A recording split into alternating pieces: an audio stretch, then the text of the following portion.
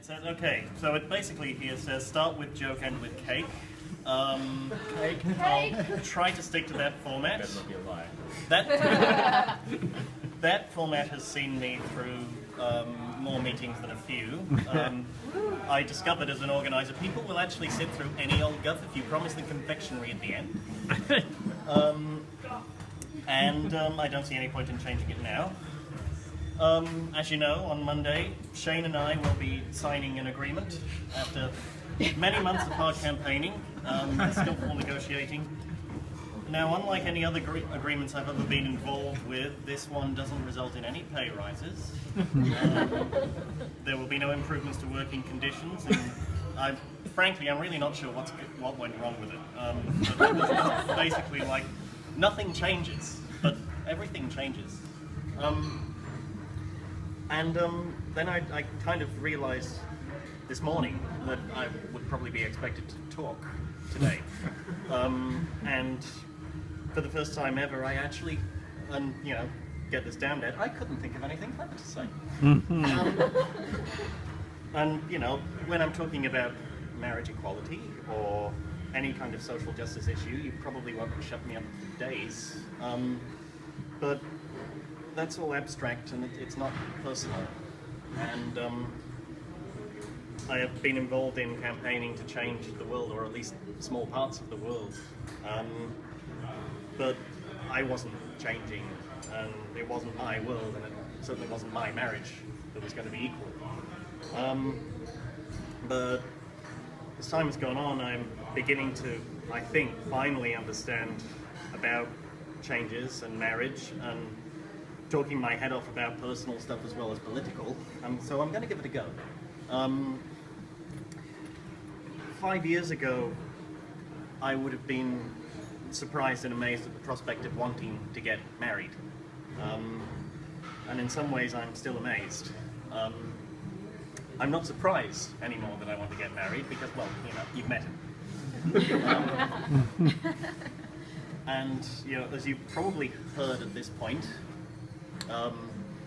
as you've definitely heard after Angel's wonderful speech before the video today, although Shane and I had met previously, our relationship basically happened because of Angel's unique ability to basically cut through the social niceties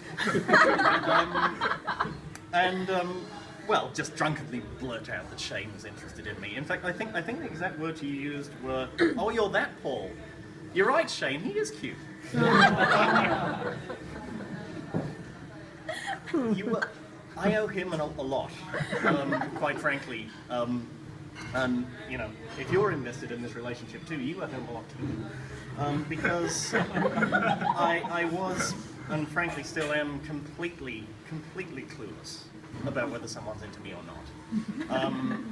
Or whether they're just being nice. And I thought you were just being nice. I have to say that it's genetic.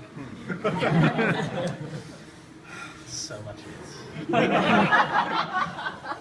Who do I blame? So in many ways, it is thanks to Aaron Angel that I went from being voted, a guy most likely to die alone and get eaten by house cats, to, a guy in an amazing relationship with a seriously cute boyfriend. And of course, it's thanks to Shane that I know many of you. There is, by the way, only one thing that I find as amazing as Shane being in love with me, and that's how many of you liked us enough to drop what you were doing and get to Sydney just to be here tonight. Now, I'm going to single out just a few people.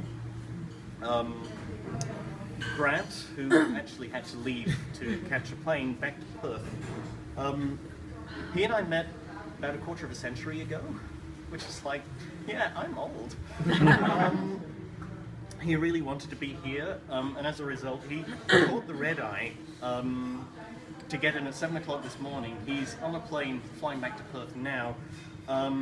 He hasn't slept for around 36 hours at this point. I really couldn't wish for a better person to call my oldest friend in the world, and I love him very much. Then Justin, my lovely Canadian, You came here from England at very, very short notice. You're following us to New Zealand to be a witness at our wedding. Now, no offense to any other male identifying person in the room, but you have definitely earned the title of best man tonight.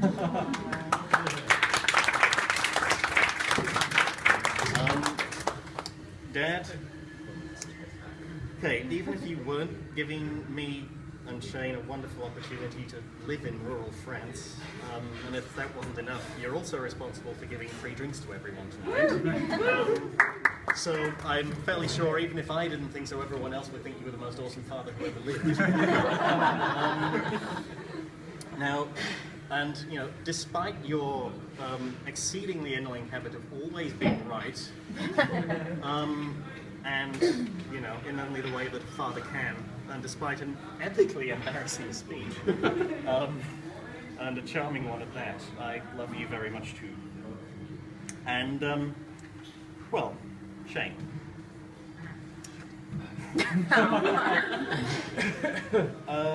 You have changed me and my world more than I ever thought possible.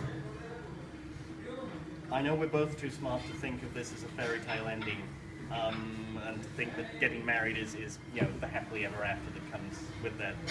So this isn't an ending, this is a new chapter, and I think this part of the story is going to be fantastic. I love you very much.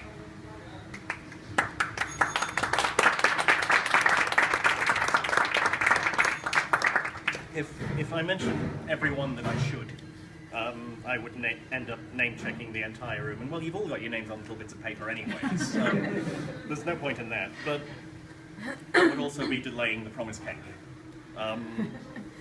So I'm simply going to say thank you to my family, my friends and my comrades for being with me tonight, being with us tonight, and I love you all. And remember folks, whether your love is romantic, platonic, conventional, unconventional, it should be celebrated, because when you get right down to it, it's love that unites us and enhances us and changes us and ultimately changes the world for good and forever. And I have a note here that says, end with cake. Actually, I promise. End with advert for the bed and breakfast. Yes, actually we should do that. I'm going to leave that to Shane though, because although the cake is not a lie, my future husband, I think, would like to say a few words. So thank you very much.